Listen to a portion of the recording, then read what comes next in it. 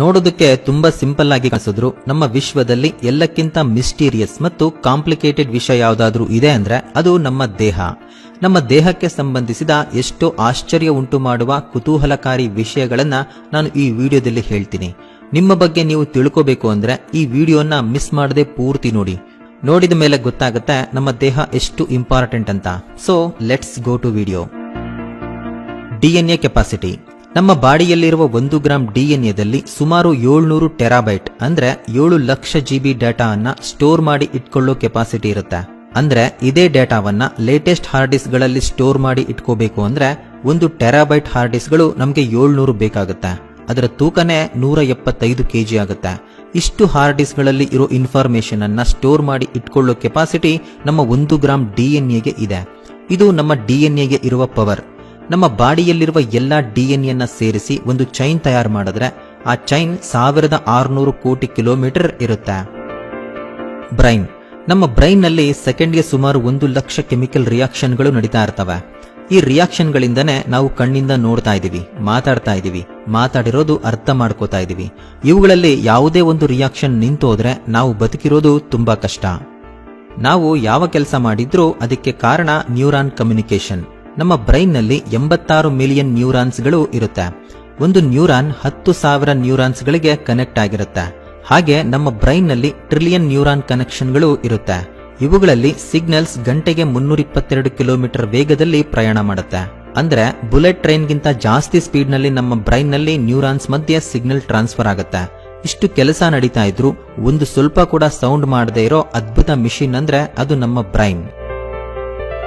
ನಮ್ಮೆಲ್ಲರಿಗೂ ಗೊತ್ತು ನಮ್ಮ ಕಣ್ಣು 576 ಮೆಗಾ ಪಿಕ್ಸೆಲ್ಸ್ ಕೆಪಾಸಿಟಿಯನ್ನ ಹೊಂದಿರುತ್ತೆ. ಆದ್ರೆ ನಮ್ಮ ಬ್ರೈನ್ ನ ಕೆಪಾಸಿಟಿ ಎಷ್ಟು ಗೊತ್ತಾ? 2.5 ಪೆಟಾಬೈಟ್ಸ್. 1000 GB ಒಂದು ಟಿಬಿಗೆ ಸಮ, 1000 TB ಒಂದು PBಗೆ ಸಮ, ಅಂದ್ರೆ ಪೆಟಾಬೈಟ್. ನಮ್ಮ ಬ್ರೈನ್ 2.5 PB ಯಷ್ಟು ಇನ್ಫಾರ್ಮೇಶನ್ ಅನ್ನ ಸ್ಟೋರ್ ಮಾಡಿ ಇಟ್ಕೊಳ್ಳೋ ಕೆಪಾಸಿಟಿಯನ್ನ ಹೊಂದಿರುತ್ತೆ. ಒಬ್ಬ ನಾರ್ಮಲ್ ಮನುಷ್ಯ ತನ್ನ ಪೂರ್ತಿ ಲೈಫ್ ನಲ್ಲಿ 1/2 PB ಯನ್ನ ಕೂಡ ಯೂಸ್ ಮಾಡೋದಿಲ್ಲ. ನಮ್ಮ ಬಾಡಿಯಲ್ಲೆಲ್ಲಾದ್ರೂ ಏಟು ಬಿದ್ರೆ ಅಥವಾ ಸುಟ್ಟ ಗಾಯಗಳಾದ್ರೆ ತಕ್ಷಣ ನಮಗೆ ನೋವಿನ ಅನುಭವ ಆಗುತ್ತೆ. ಅದಕ್ಕೆ ಕಾರಣ ನಮ್ಮ ಬ್ರೈನ್. ಆದ್ರೆ ನಮ್ಮ ಬ್ರೈನ್ ನಲ್ಲಿ ನೋವಿಗೆ ಸಂಬಂಧಿಸಿದ ರಿಸೆಪ್ಟರ್ಸ್ ಇರಲ್ಲ. ಅಂದ್ರೆ ಒಂದು ವೇಳೆ ನಮ್ಮ ಬ್ರೈನ್ಗೆ ಏನಾದ್ರೂ ಏಟಾದ್ರೆ ನಮಗೆ ಅಸಲು ನೋವೇ ಇರೋದಿಲ್ಲ. ಹೀಗೆ ನಮ್ಮ ಬ್ರೈನ್ ನಲ್ಲಿ ಪೇನ್ಗೆ ಸಂಬಂಧಿಸಿದ ರಿಸೆಪ್ಟರ್ಸ್ ಇಲ್ಲದೆ ಇರೋದ್ರಿಂದಲೇ ನಾವಿನ್ನು ಬದುಕಿದೀವಿ. ಯಾಕಂತೀರಾ? ನಮ್ಮ ಬ್ರೈನ್ ಅಂದ್ರೇನೆ ಕೆಲವು ಕೋಟಿ ನ್ಯೂರಾನ್ಸ್, ಕೆಲವು ಕೋಟಿ ಸೆಲ್ಸ್, ಕೆಲವು ಕೋಟಿ ಬ್ಲಡ್ ವೆಸಲ್ಸ್. ಇವೆಲ್ಲ ಒಂದು ಚಿಕ್ಕ ಸೈಜ್ ನಲ್ಲಿ ಹತ್ತಿರದಲ್ಲಿ ಫಿಕ್ಸ್ ಆಗಿರ್ತವೆ. ಎಷ್ಟು ಹತ್ತಿರ ಫಿಕ್ಸ್ ಆಗಿರ್ತವೆ ಅಂದ್ರೆ ಒಂದು ವೇಳೆ ಬ್ರೈನ್ ನಲ್ಲೇನಾದ್ರೂ ಪೇನ್ ರಿಸೆಪ್ಟರ್ಸ್ ಇದ್ರೆ ಆಗ ಬರೋ ತಲೆನೋವನ್ನ ತಡ್ಕೊಳ್ಳೋದಕ್ಕೆ ಮನುಷ್ಯನ ಕೈಯಲ್ಲಿ ಆಗೋದಿಲ್ಲ. ಪ್ರಸ್ತುತ ಪ್ರಪಂಚದಲ್ಲಿ ಮೋಸ್ಟ್ ಪವರ್ಫುಲ್ ಕಂಪ್ಯೂಟರ್ ಅಂದ್ರೆ ಅದು ಕೆ ಕಂಪ್ಯೂಟರ್. ಇದಕ್ಕೆ ನಮ್ಮ ಬ್ರೈನ್ ಅನ್ನ ಕಂಪೇರ್ ಮಾಡಿದ್ರೆ 2.2 ಬಿಲಿಯನ್ ಆಪರೇಷನ್ ಗಳನ್ನ ಮಾಡೋದಕ್ಕೆ ನಮ್ಮ ಬ್ರೈನ್ 20 ವ್ಯಾಟ್ಸ್ ಪವರ್ ಅನ್ನ ತಗೊಂಡ್ರೆ ಕೆ ಕಂಪ್ಯೂಟರ್ 9.9 ಬಿಲಿಯನ್ ಆಪರೇಷನ್ ಗಳನ್ನ ಮಾಡೋದಕ್ಕೆ 10,000 ವ್ಯಾಟ್ಸ್ ಪವರ್ ಅನ್ನ ತಗೊಳುತ್ತೆ. ಈ ಎನರ್ಜಿ ಸುಮಾರು 10,000 ಮನೆಗಳಿಗೆ ಬಳಸುವ ಕರೆಂಟ್ಗೆ ಸಮನಾಗಿರುತ್ತೆ. ಇದರಿಂದ ಗೊತ್ತಾಗುತ್ತೆ ಅತ್ಯಂತ ಕಡಿಮೆ ಎನರ್ಜಿಯಲ್ಲಿ ನಡೆಯುವ ಸೂಪರ್ ಕಂಪ್ಯೂಟರ್ ಅಂದ್ರೆ ಅದು ನಮ್ಮ ಬ್ರೈನ್ ಮಾತ್ರ. ಬ್ರೈನ್ ಮಡಚಿಕೊಂಡಂತೆ ರಚನೆ ಆಗಿರುತ್ತೆ. ಇಲ್ಲ ಅಂದ್ರೆ ನಮ್ಮ ಬ್ರೈನ್ ಒಂದು ಪಿಲ್ಲೋ ಸೈಜ್ ನಲ್ಲಿ ಇರುತ್ತೆ. ಬ್ಲಡ್. ನಮ್ಮ ಪೂರ್ತಿ ಬಾಡಿಯಲ್ಲಿ ಕಣ್ಣಿನಲ್ಲಿರುವ ಕಾರ್ನಿಯಾ ಬಿಟ್ಟು ಮಿಕ್ಕ ಎಲ್ಲಾ ಭಾಗಗಳಿಗೂ ಬ್ಲಡ್ ಫ್ಲೋ ಆಗುತ್ತೆ ಅಂತ ನಮ್ಮೆಲ್ರಿಗೂ ಗೊತ್ತು. ಆದ್ರೆ ನಿಮ್ಗೆ ಗೊತ್ತಾ ಬ್ಲಡ್ ಒಂದು ದಿನದಲ್ಲಿ ನಮ್ಮ ಬಾಡಿಯಲ್ಲಿ ಎಷ್ಟು ಕಿಲೋಮೀಟರ್ ಪ್ರಯಾಣ ಮಾಡುತ್ತೆ ಅಂತ? ಕೇಳಿದ್ರೆ ಶಾಕ್ ಆಗ್ಬಿಡ್ತೀರಾ. ಎಷ್ಟೆಂದ್ರೆ 19,312 ಕಿಲೋಮೀಟರ್. ಈ ದೂರ ಇಂಡಿಯಾದಿಂದ ಅಮೆರಿಕಾಗೆ ಇರುವ ದೂರಕ್ಕಿಂತ ಜಾಸ್ತಿ. ಇಷ್ಟು ದೂರವನ್ನ ನಮ್ಮ ಬ್ಲಡ್ ಸೆಲ್ಸ್ ಕೇವಲ ಒಂದು ದಿನದಲ್ಲಿ ಪ್ರಯಾಣ ಮಾಡುತ್ತೆ. ಪ್ರಪಂಚದಲ್ಲಿ ಎಷ್ಟು ತರ ಬ್ಲಡ್ ಗ್ರೂಪ್ಗಳಿವೆ ಅಂದ್ರೆ ನಮಗೆ ಗೊತ್ತಿರೋ ಉತ್ತರ 8. A+, B+, O+, AB+, A negative, B negative, O negative, AB negative. ಇವೇ ನಮಗೆ ಗೊತ್ತಿರೋ ಬ್ಲಡ್ ಗ್ರೂಪ್ಸ್. ಆದ್ರೆ ISBT ಅಂದ್ರೆ international society of blood transfusion ಸುಮಾರು 30 ವಿಧವಾದ ಬ್ಲಡ್ ಗ್ರೂಪ್ ಗಳನ್ನ ಡಿಟೆಕ್ಟ್ ಮಾಡಿದೆ. ಉದಾಹರಣೆಗೆ ಗೋಲ್ಡ್ ಬ್ಲಡ್. ಈ ಬ್ಲಡ್ ಗ್ರೂಪ್ ಇರೋರು ಪ್ರಪಂಚದಲ್ಲಿ ಕೇವಲ 43 ಮಂದಿ ಮಾತ್ರ ಇದ್ದಾರೆ.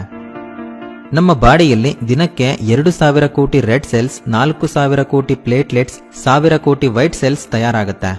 ಒಂದು ಹನಿ ರಕ್ತದಲ್ಲಿ 10,000 ರಕ್ತ ಕಣಗಳು, 2,50,000 ಪ್ಲೇಟ್ಲೆಟ್ಸ್ಗಳು ಇರುತ್ತೆ. Strongest bones. ನಮ್ಮ ಬಾಡಿಯಲ್ಲಿ ಎಲ್ಲದಕ್ಕಿಂತ ಸ್ಟ್ರಾಂಗೆಸ್ಟ್ ಬೋನ್ ಅಂದ್ರೆ ನಮ್ಮ ತೊಡೆಯಲ್ಲಿರುವ ಮೂಳೆ. ಇದು ಕಾಂಕ್ರೀಟ್ ಗಿಂತ ಗಟ್ಟಿಯಾಗಿರುತ್ತೆ. ನಮ್ಮ ಬೋನ್ನ ಕೆಪಾಸಿಟಿ ಎಷ್ಟು ಗೊತ್ತಾ? 1 ಇಂಚು ಅಗಲ ಇರುವ ನಮ್ಮ ಮೂಳೆ ಸುಮಾರು 8625 ಕೆಜಿ ಭಾರವನ್ನ ತಡೆಯೋ ಕೆಪಾಸಿಟಿ ಇರುತ್ತೆ. ಈ ತೂಕ ಸುಮಾರು 5 ಟ್ರಕ್ಗಳ ತೂಕಕ್ಕೆ ಸಮನಾಗಿರುತ್ತೆ. ಆಶ್ಚರ್ಯಪಡೋ ಇನ್ನೊಂದು ವಿಷಯ ಏನಂದ್ರೆ, ಇಷ್ಟು ಸ್ಟ್ರಾಂಗ್ ಆಗಿರೋ ಬೋನ್ಸ್ ನಲ್ಲಿ 31% ನೀರಿನ ಅಂಶ ಇರುತ್ತೆ. ಬಿಕ್ಕಳಿಕೆ. ಎಲ್ಲರೂ ಲೈಫ್ ನಲ್ಲಿ ಒಂದ್ಸಾರಿ ಆದ್ರೂ ಈ ಬಿಕ್ಕಳಿಕೆಯನ್ನ ಫೇಸ್ ಮಾಡಿರ್ತೀವಿ. ಈ ಬಿಕ್ಕಳಿಕೆ ಮಹಾ ಅಂದ್ರೆ ಎಷ್ಟೊತ್ತಿರುತ್ತೆ? 2 ನಿಮಿಷ, ಇಲ್ಲ ಅಂದ್ರೆ 5 ನಿಮಿಷ ಇರುತ್ತೆ. ಆದ್ರೆ ಅಮೆರಿಕದ ಚಾರ್ಲೆಸ್ ಓಸ್ಬ್ರೌನ್ ಅನ್ನುವ ವ್ಯಕ್ತಿಗೆ 68 ವರ್ಷಗಳು ಬಿಕ್ಕಳಿಕೆ ನಿಲ್ದಿರ ಬರ್ತಾನೆ ಇತ್ತು.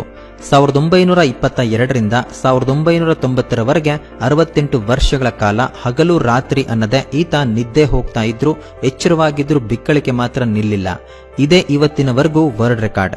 ಬ್ಯಾಡ್ ನ್ಯೂಸ್ ಏನಂದ್ರೆ, ಬಿಕ್ಕಳಿಕೆ ನಿಂತ ಮುಂದಿನ ವರ್ಷನೇ ಈತ ಸತ್ತು ಹೋಗ್ತಾನೆ. ಈ ಸೃಷ್ಟಿಯಲ್ಲಿ ಪ್ರತಿಯೊಂದು ವಸ್ತುವು ಅಣುಗಳಿಂದ ತಯಾರಾಗಿದೆ. ಹಾಗೆ ನಮ್ಮ ಬಾಡಿ ಕೂಡ. ನಮ್ಮ ಬಾಡಿ 7 ಆಕ್ಟಿಲಿಯನ್ ಪರಮಾಣುಗಳಿಂದ ತಯಾರಾಗಿದೆ. ಈ ಪ್ರಪಂಚದಲ್ಲಿ ಇರೋ ಜನಸಂಖ್ಯೆಗಿಂತ 5000 ಪಟ್ಟು ಹೆಚ್ಚಿನ ಅಣುಗಳಿಂದ ನಮ್ಮ ಬಾಡಿ ತಯಾರಾಗಿದೆ. ಒಂದು ವೇಳೆ ನೀವು ಸೈನ್ಸ್ ಸ್ಟೂಡೆಂಟ್ಸ್ ಆಗಿದ್ರೆ ನಿಮ್ಗೆ ಇದು ಗೊತ್ತಿರುತ್ತೆ. ಪ್ರತಿ ಅಣುವು 99% ಖಾಲಿ ಜಾಗವನ್ನ ಹೊಂದಿರುತ್ತೆ. ಸಾಮಾನ್ಯವಾಗಿ ನಿಮಿಷಕ್ಕೆ 72 ಸಾರಿ ಮನುಷ್ಯನ ಹೃದಯ ಬಡಿದುಕೊಳ್ಳುತ್ತೆ. ಇದು ನಮ್ಮೆಲ್ಲರಿಗೂ ಗೊತ್ತಿರುವ ಒಂದು ಫ್ಯಾಕ್ಟ್. ಆದ್ರೆ ಇದು ಗೊತ್ತಾ, ಪುರುಷರಿಗಿಂತ ಮಹಿಳೆಯರ ಹೃದಯ ಜಾಸ್ತಿ ಸಾರಿ ಬಡಿದುಕೊಳ್ಳುತ್ತೆ. ಎಸ್, ಇದು ನಿಜ. ಆವರೇಜ್ ಆಗಿ ಪುರುಷರ ಹೃದಯ ನಿಮಿಷಕ್ಕೆ 70 ಸಾರಿ ಹೊಡೆದುಕೊಂಡ್ರೆ ಮಹಿಳೆಯರ ಹೃದಯ ನಿಮಿಷಕ್ಕೆ 78 ಸಾರಿ ಬಡಿದುಕೊಳ್ಳುತ್ತೆ. ಇದಕ್ಕೆ ಕಾರಣ ಏನಂದ್ರೆ, ಪುರುಷರ ಹೃದಯ 290 ಗ್ರಾಂ ತೂಕ ಇದ್ರೆ ಮಹಿಳೆಯರ ಹೃದಯ 284 ಗ್ರಾಂ ಇರುತ್ತೆ. ಇದರಿಂದ ಸೈಜ್ ಮತ್ತು ತೂಕದಲ್ಲಿ ಕಡಿಮೆ ಇರೋ ಕಾರಣದಿಂದ ಮಹಿಳೆಯರ ಹೃದಯ ಬ್ಲಡ್ ಅನ್ನ ಪಂಪ್ ಮಾಡೋದಕ್ಕೆ ಪುರುಷರ ಹೃದಯಕ್ಕಿಂತ ಜಾಸ್ತಿ ಸಲ ಬಡಿದುಕೊಳ್ಳುತ್ತೆ.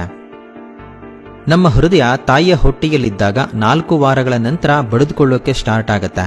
ಹಾಗೆ ಮೊದಲಾದ ಹೃದಯ ಬಡಿತ ನಿಮಿಷಕ್ಕೆ 72 ಸಾರಿ, ತಿಂಗಳಿಗೆ 36 ಲಕ್ಷ ಸಾರಿ, ನಮ್ಮ ಪೂರ್ತಿ ಲೈಫ್ ಟೈಮ್ ಅಲ್ಲಿ 250 ಕೋಟಿ ಸಾರಿ ಹೃದಯ ಬಡಿದುಕೊಳ್ಳುತ್ತೆ.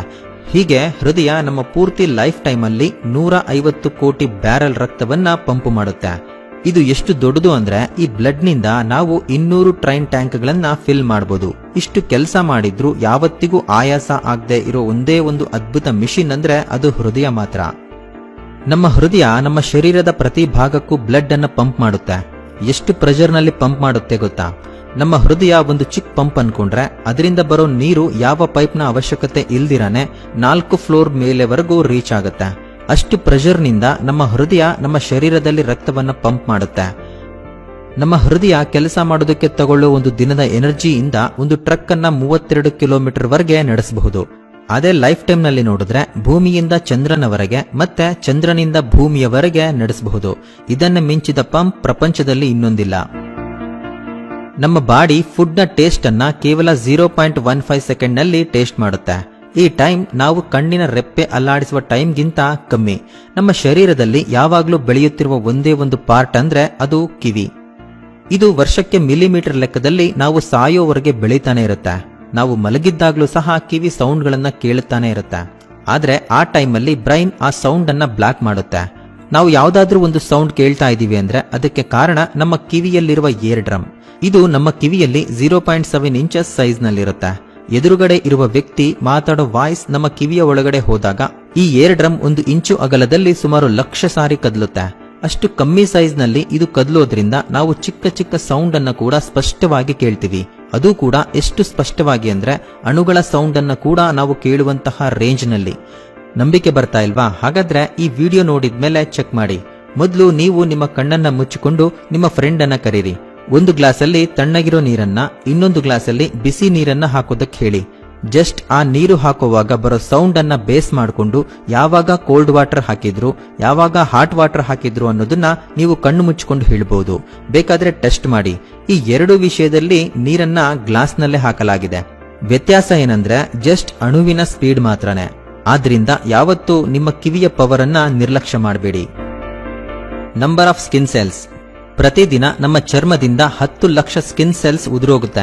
ಹಾಗೆ ಒಂದು ವರ್ಷಕ್ಕೆ 2 ಕೆಜಿಯಂತೆ ಆವರೇಜ್ ನಮ್ಮ ಪೂರ್ತಿ ಜೀವಿತಾವಧಿಯಲ್ಲಿ ಸುಮಾರು 140 ಕೆಜಿ ಸ್ಕಿನ್ ಸೆಲ್ಸ್ ನಮ್ಮ ಬಾಡಿಯಿಂದ ಉದುರೋಗುತ್ತೆ. ನಾವು ತೆಗೆದುಕೊಳ್ಳುವ ಆಹಾರದಿಂದ ನಮ್ಮ ಬಾಡಿಯಿಂದ ಉದುರಿ ಹೋದ ಚರ್ಮದ ಜಾಗದಲ್ಲಿ ಹೊಸ ಚರ್ಮವನ್ನ ತಯಾರು ಮಾಡುತ್ತೆ. ಹೀಗೆ ನಮ್ಮ ಚರ್ಮ 30 ದಿನಗಳಿಗೆ ಒಂದು ಸಾರಿ ಹೊಸದಾಗಿ ಬದಲಾಗುತ್ತೆ. ನಮ್ಮ ಪೂರ್ತಿ ಜೀವಿತಾವಧಿಯಲ್ಲಿ ನಮ್ಮ ಚರ್ಮ ಸುಮಾರು 1000 ಬಾರಿ ಹೊಸದಾಗಿ ಬರುತ್ತೆ. ನೋಡೋದಕ್ಕೆ ಬರೀ ಕೂದಲು ಅಂತ ನಿರ್ಲಕ್ಷ್ಯ ಮಾಡಬೇಡಿ. ನಮ್ಮ ಒಂದೊಂದು ಕೂದಲು ಸುಮಾರು 100 ಗ್ರಾಂ ತೂಕವನ್ನ ಅಂದ್ರೆ ಒಂದು ಆಪಲ್ ಹಣ್ಣಿನ ತೂಕವನ್ನ ಭರಿಸುವ ಶಕ್ತಿಯನ್ನ ಹೊಂದಿರುತ್ತೆ. ನಮ್ಮ ತಲೆ ಮೇಲಿರೋ ಎಲ್ಲ ಕೂದಲುಗಳನ್ನ ಬಳಸಿ ಸುಮಾರು 12 ಟನ್ನಿನ ತೂಕವನ್ನ ಎಳೆಯುವ ಸಾಮರ್ಥ್ಯವನ್ನ ಹೊಂದಿರುತ್ತೆ. ನಮ್ಮಲ್ಲಿ ತುಂಬಾ ಜನಕ್ಕೆ ಐಬ್ರೋಸ್ ಯಾಕೆ ಇರುತ್ತೋ ಗೊತ್ತಿಲ್ಲ. ಈ ಐಬ್ರೋಸ್ ಒಂದು ವಿಧದಲ್ಲಿ ನಮ್ಮ ಕಣ್ಣನ್ನ ರಕ್ಷಣೆ ಮಾಡೋದಕ್ಕೆ ಇವೆ. ಉದಾಹರಣೆಗೆ ನಾವು ಎಷ್ಟೋ ಬಾರಿ ಮಳೆಯಲ್ಲಿ ನಿಂದಿರ್ತೀವಿ. ಆ ಟೈಮಲ್ಲಿ ನಮ್ಮ ಕಣ್ಣನ್ನ ಬಿಟ್ಟಿದ್ರೂ ನೀರಿನ ಹನಿ ನಮ್ಮ ಕಣ್ಣಿಗೆ ಬೀಳೋದಿಲ್ಲ. ಯಾಕೆಂದ್ರೆ ನಮ್ಮ ಐಬ್ರೋಗಳು ಕಣ್ಣನ್ನ ರಕ್ಷಣೆ ಮಾಡೋ ರೀತಿ ಡಿಸೈನ್ ಮಾಡಲ್ಪಟ್ಟಿವೆ. ಇವುಗಳ ಮೇಲಿಂದ ಬರೋ ನೀರು ಪಕ್ಕಕ್ಕೆ ಸರಿಸುವುದೇ ಇವುಗಳ ಕೆಲಸ. ಕೇವಲ ಮಳೆ ನೀರೇ ಅಲ್ಲ, ನಾವು ಕೆಲಸ ಮಾಡಿದಾಗ ಬರುವ ಬೆವರಿನ ನೀರಿನಿಂದ ಕೂಡ ಈ ಐಬ್ರೋಸ್ ಕಣ್ಣನ್ನ ಕಾಪಾಡುತ್ತವೆ. ನಮ್ಮ ಕಿಡ್ನಿಯಲ್ಲಿ ಸುಮಾರು 1 ರಿಂದ 2 ಮಿಲಿಯನ್ ನೆಫ್ರಾನ್ ಅನ್ನೋ ಫಿಲ್ಟರ್ಸ್ ಇರುತ್ತೆ. ಈ ಫಿಲ್ಟರ್ಸೇ ರಕ್ತದಲ್ಲಿರುವ ವೇಸ್ಟೇಜ್ ಅನ್ನ ರಿಮೂವ್ ಮಾಡುತ್ತವೆ. ನಮ್ಮ ಬಾಡಿಯಲ್ಲಿರೋ ಒಂದೊಂದು ರಕ್ತದ ಹನಿ ಈ 20 ಲಕ್ಷ ಫಿಲ್ಟರ್ಗಳಿಂದ ಫಿಲ್ಟರ್ ಆಗಿರುತ್ತೆ. ಹಾಗೆ ನಮ್ಮ ಕಿಡ್ನಿ 50 ನಿಮಿಷಗಳಿಗೆ ಒಂದು ಸಾರಿ ನಮ್ಮ ಶರೀರದಲ್ಲಿರುವ ಪೂರ್ತಿ ಬ್ಲಡ್ ಅನ್ನ ಕ್ಲೀನ್ ಮಾಡುತ್ತೆ. ಹೀಗೆ ದಿನಕ್ಕೆ 400 ಸಲ ನಮ್ಮ ಪೂರ್ತಿ ಬಾಡಿಯಲ್ಲಿರುವ ರಕ್ತ ಕ್ಲೀನ್ ಆಗುತ್ತೆ. ನಮ್ಮ ಕಣ್ಣು ಸುಮಾರು 20 ಲಕ್ಷ ಪಾರ್ಟ್ಸ್ ಗಳಿಂದ ತಯಾರಾಗಿದೆ. ನಾವು ಗ್ರಹಿಸುವ ಇನ್ಫಾರ್ಮೇಶನ್ ನಲ್ಲಿ 85% ಇನ್ಫಾರ್ಮೇಶನ್ ಅನ್ನ ಕಣ್ಣಿನಿಂದ ನಾವು ತಿಳ್ಕೋತೀವಿ. ನಮ್ಮ ಬ್ರೈನ್ ಪವರ್ ನಲ್ಲಿ 65% ಪವರ್ ಅನ್ನ ನಮ್ಮ ಕಣ್ಣು ಬಳಸಿಕೊಳ್ಳುತ್ತೆ. ನಮ್ಮ ಕಣ್ಣು ಸುಮಾರು 1 ಕೋಟಿ ಡಿಫರೆಂಟ್ ಕಲರ್ಸ್ ಅನ್ನ ಡಿಟೆಕ್ಟ್ ಮಾಡುತ್ತೆ. ಆದ್ರೆ ಎಲ್ಲಾ ಕಲರ್ಸ್ ಅನ್ನ ನಮ್ಮ ಬ್ರೈನ್ ಗುರುತಿಟ್ಕೊಳ್ಳೋದಿಲ್ಲ. ನಾವು ಒಂದು ವಸ್ತುವನ್ನ ನೋಡ್ತಾ ಇದೀವಿ ಅಂದ್ರೆ ನಮ್ಮ 8 ಗ್ರಾಂ ತೂಕ ಇರೋ ಕಣ್ಣಿನ ಹಿಂದೆ 10 ಕೋಟಿ ಫೋಟೋ ಸೆನ್ಸಿಟಿವ್ ಸೆಲ್ಸ್ ಲೈಟ್ಸ್ ಅನ್ನ ಗುರುತಿಸುತ್ತೆ ಅಂತ, 70 ಲಕ್ಷ ಕೋನ್ ಸೆಲ್ಸ್ ಕಲರ್ಸ್ ಅನ್ನ ಗುರುತಿಸುತ್ತೆ ಅಂತ, 1 ಕೋಟಿ 30 lakh rod cells black and white ಮಧ್ಯೆ ಇರುವ ಡಿಫರೆನ್ಸ್ ಅನ್ನ ಗುರುತಿಸುತ್ತೆ ಅಂತ ಅರ್ಥ. ಇಷ್ಟು ಸೆಲ್ಸ್ ಕೆಲಸ ಮಾಡೋದ್ರಿಂದಾನೇ ನಾವು ಒಂದು ವಸ್ತುವನ್ನ ಪರ್ಫೆಕ್ಟ್ ಆಗಿ ನೋಡ್ತಾ ಇದೀವಿ. ನಮ್ಮ ಕಿವಿ ಪಕ್ಕ ಇರೋ ಈ ಚಿಕ್ಕ ಪಾರ್ಟ್ ಬಗ್ಗೆ ನೀವು ಯಾವತ್ತಾದ್ರೂ ಯೋಚನೆ ಮಾಡಿದ್ದೀರಾ? ಇದು ನಮ್ಗೆ ಯಾವ ರೀತಿ ಉಪಯೋಗ ಆಗುತ್ತೆ ಅಂತ ಗೊತ್ತಾ? ಈ ಪಾರ್ಟ್ ನಿಂದಾನೇ ನಮ್ಗೆ ಸೌಂಡ್ ಹಿಂದೆಯಿಂದ ಬರ್ತಾ ಇದೆಯಾ ಅಥವಾ ಮುಂದೆಯಿಂದ ಬರ್ತಾ ಇದೆಯಾ ಅಂತ ಗೊತ್ತಾಗುತ್ತೆ. ಅದು ಹೇಗೆ ಅಂತೀರಾ? ಹಿಂದೆಯಿಂದ ಬರೋ ಸೌಂಡ್ ಯಾವ ಅಡೆತಡೆಯೂ ಇಲ್ಲದೆ ಈಸಿಯಾಗಿ ನಮ್ಮ ಕಿವಿಯೊಳಗೆ ಹೋಗುತ್ತೆ. ಆದ್ರೆ ಮುಂದೆಯಿಂದ ಅಥವಾ ಪಕ್ಕದಿಂದ ಬರೋ ಸೌಂಡ್ ಅನ್ನ ಈ ಅಂಗ ಸ್ವಲ್ಪ ಮಟ್ಟಿಗೆ ತಡೆ ಹಿಡಿಯುತ್ತೆ. ಅಂದ್ರೆ ಮುಂದೆಯಿಂದ ಅಥವಾ ಪಕ್ಕದಿಂದ ಬರೋ ಸೌಂಡ್ಗೆ ಈ ಅಂಗ ಒಂದು ಸ್ಪೀಡ್ ಬ್ರೇಕರ್ ರೀತಿ ಕೆಲಸ ಮಾಡುತ್ತೆ. ಜಸ್ಟ್ ಈ ಚಿಕ್ಕ ಬದಲಾವಣೆಯನ್ನ ಗ್ರಹಿಸಿ ನಮ್ಮ ಬ್ರೈನ್ ಈ ಸೌಂಡ್ ಹಿಂದೆಯಿಂದ ಬರ್ತಾ ಇದೆಯಾ ಇಲ್ಲ ಮುಂದೆಯಿಂದ ಬರ್ತಾ ಇದೆಯಾ ಅಂತ ಕಂಡುಹಿಡಿಯುತ್ತೆ. ಒಂದು ವೇಳೆ ಈ ಪಾರ್ಟ್ ಏನಾದ್ರೂ ಇಲ್ದಿದ್ರೆ ಆ ಸೌಂಡ್ ಯಾವ ಕಡೆಯಿಂದ ಬರ್ತಾ ಇದೆ ಅನ್ನೋದನ್ನ ನಾವು ಗುರುತಿಸೋದಿಕ್ಕೆ ಆಗಲ್ಲ. ಈ ಪ್ರಪಂಚ ಎಲ್ರಿಗೂ ಒಂದೇ ರೀತಿ ಕಾಣಿಸುತ್ತಾ? ಉತ್ತರ ಇಲ್ಲ. ನಾವು ನೋಡುವ ಪ್ರಪಂಚನೇ ಬೇರೆ, ಹುಡುಗಿಯರು ನೋಡೋ ಪ್ರಪಂಚನೇ ಬೇರೆ. ಹುಡುಗಿಯರಿಗೆ ಈ ಪ್ರಪಂಚ 2 ಪಟ್ಟು ಹೆಚ್ಚು ಬಣ್ಣಗಳಿಂದ ಕಾಣಿಸುತ್ತೆ. ಅದಕ್ಕೆ ಕಾರಣ ಹುಡುಗಿಯಲ್ಲಿರೋ ಕ್ರೋಮೋಸೋಮ್ಸ್. ಹುಡುಗರಲ್ಲಿ XY ಅನ್ನೋ ಕ್ರೋಮೋಸೋಮ್ಸ್ ಇರುತ್ತೆ, ಆದ್ರೆ ಹುಡುಗಿಯರಲ್ಲಿ 2 X ಕ್ರೋಮೋಸೋಮ್ಸ್ ಇರುತ್ತೆ. X ಕ್ರೋಮೋಸೋಮ್ಗೆ ಬಣ್ಣಗಳನ್ನ ಗುರುತಿಸುವ ಶಕ್ತಿ ಜಾಸ್ತಿ ಇರುತ್ತೆ. ಹುಡುಗಿಯರಲ್ಲಿ 2 X ಕ್ರೋಮೋಸೋಮ್ಗಳು ಇರೋದ್ರಿಂದ ಅವರಿಗೆ ಬಣ್ಣಗಳನ್ನ ಗುರುತಿಸುವ ಸಾಮರ್ಥ್ಯ ಜಾಸ್ತಿ ಇರುತ್ತೆ. ಇವರು ಪ್ರಪಂಚವನ್ನ ನಮಗಿಂತ 2 ಪಟ್ಟು ಹೆಚ್ಚು ಬಣ್ಣಗಳಿಂದ ನೋಡ್ತಾರೆ. ಸೊ ನೋಡಿದ್ರಲ್ಲ ಫ್ರೆಂಡ್ಸ್, ನಮ್ಮ ಬಾಡಿ ಎಷ್ಟು ಇಂಪಾರ್ಟೆಂಟ್ ಅಂತ. ಈ ಎಕ್ಸ್ಪ್ಲನೇಷನ್ ನಿಮಗೆ ಇಷ್ಟ ಆದ್ರೆ ಒಂದು ಲೈಕ್ ಮಾಡಿ, ಹಾಗೆ ಈ ವಿಡಿಯೋವನ್ನ ನಿಮ್ಮ ಸ್ನೇಹಿತರಿಗೆ ಶೇರ್ ಮಾಡಿ ಅಂತ ಹೇಳ್ತಾ ವಿಡಿಯೋ ನೋಡಿದ್ದಕ್ಕೆ ಧನ್ಯವಾದಗಳು.